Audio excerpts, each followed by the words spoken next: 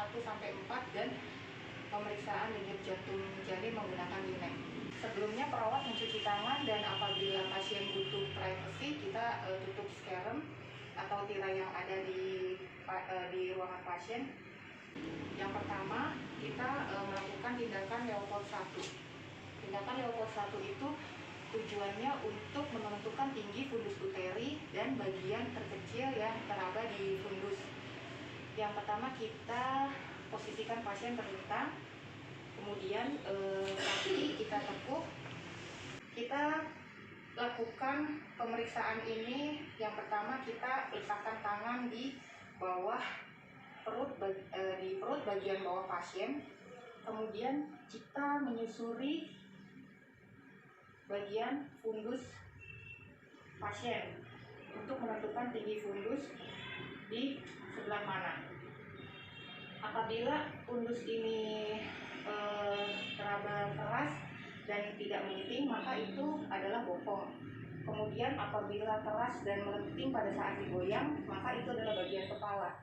Dan apabila lintang, itu biasanya teraba di bagian kecil janin. Kemudian tinggi fundus uterinya sendiri bisa ditentukan.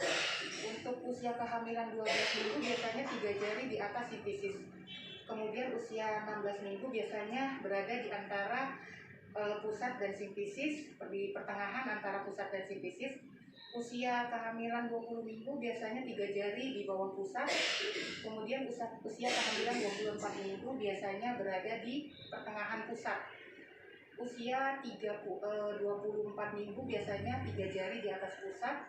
Kemudian usia 32 minggu biasanya terdapat di pertengahan antara pusat dan prosesus sifoideus. Usia 36 minggu tinggi fundus uteri biasanya berada dalam 3 jari di bawah prosesus sifoideus.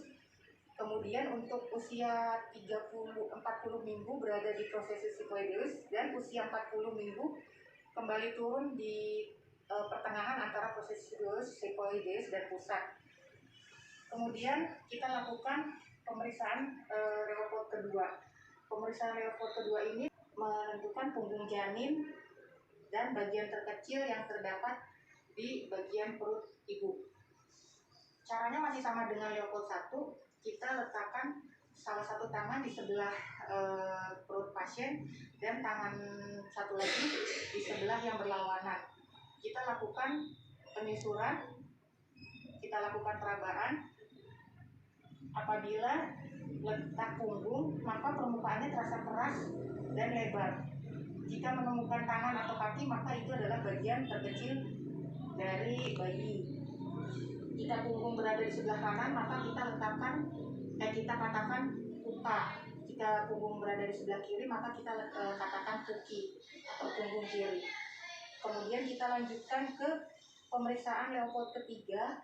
Ini untuk menentukan bagian terbawah janin dan apakah bagian terbawah tersebut sudah masuk ke PAP atau belum. Caranya masih sama dengan Leopold 1 dan 2. Letakkan salah satu tangan yang non-dominan di bagian tinggi fundus uteri.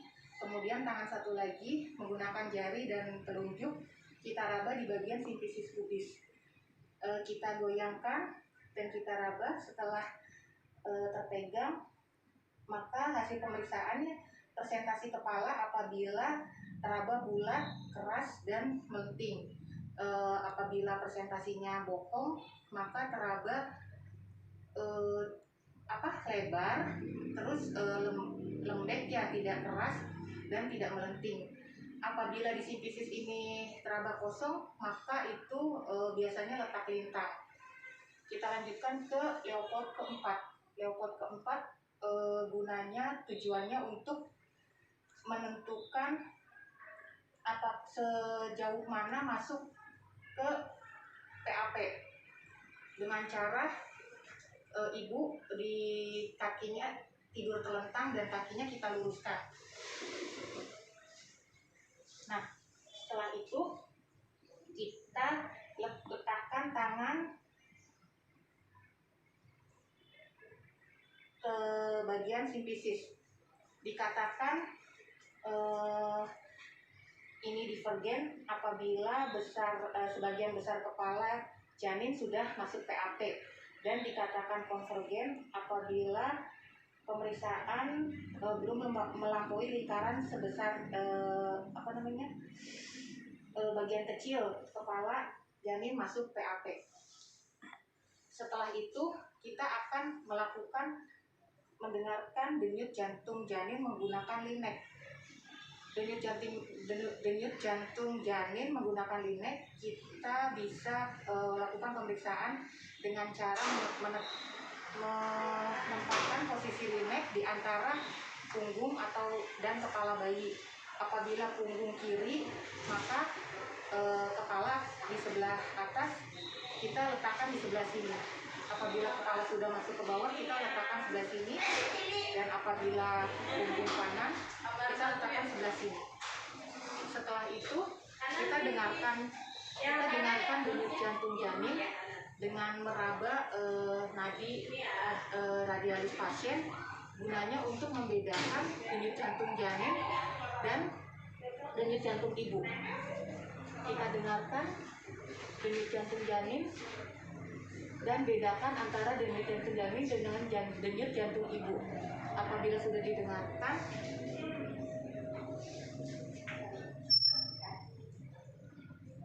denyut jantung janin normalnya antara 120 sampai 160 kali per menit.